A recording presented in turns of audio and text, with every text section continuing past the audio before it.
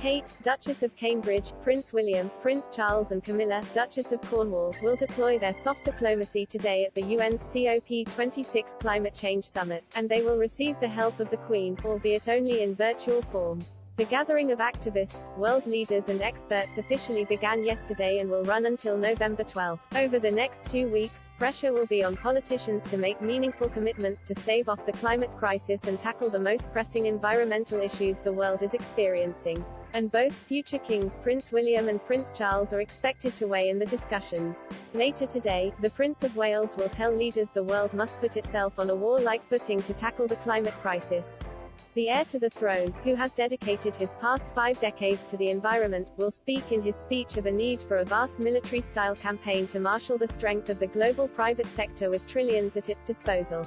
Charles, who earlier this year launched the Sustainable Markets Initiative, which aims at creating a coalition of the willing focused on putting eco-sustainability at the forefront of their businesses, will also urge delegates at the summit to work together with businesses. He will say, "We have to put ourselves on what might be called a warlike footing." One of the key appointments of the royals in Glasgow will be this evening's reception. This will come after the Prince of Wales travelled to Rome to attend the G20, where he urged the world to listen to the despairing voices of young people relying on the current stewards of the planet to address climate change. There, the Queen will make her appearance by delivering a speech she pre-recorded last week.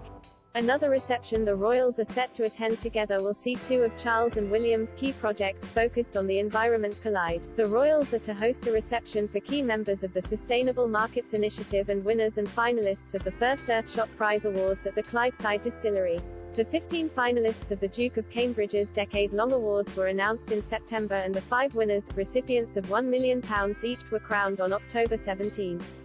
Kate, Camilla, Charles and William were first dubbed new Fab Four in February last year, when they visited together the new Defence Medical Rehabilitation Centre in Loughborough. 2 years prior, Kate and William had been nicknamed the Royal Fab Four with the Duke and Duchess of Sussex after attending together an event hosted by their Royal Foundation. But, while the foursome collaborated on a few projects together, including the launch of the messaging support platform Shout, their work union officially came to an end in early 2020, after Meghan and Harry announced their decision to step back as senior royals. Speaking about the new formation, royal expert Rebecca English told Mail Plus Palace Confidential program, "The royal family are still rolling out the royal big guns. We've got the new Fab Four, so to speak. We've got Charles, Camilla, we've got William and Kate all out there to charm delegates and represent Britain plc.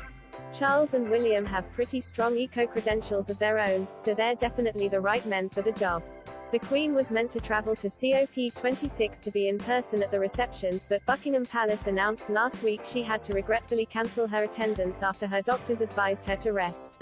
Health concerns for the Queen first arose on October 20, when the palace announced the monarch agreed on cancelling a 2-day trip to Northern Ireland under doctors' advice. It later emerged the Queen had been taken to hospital to run some preliminary tests, the nature and results of which have not been shared. While she is deemed well enough to carry out light duties at Windsor Castle and even some virtual audiences, on Friday evening it was announced her medical team had advised her to rest for at least 2 more weeks.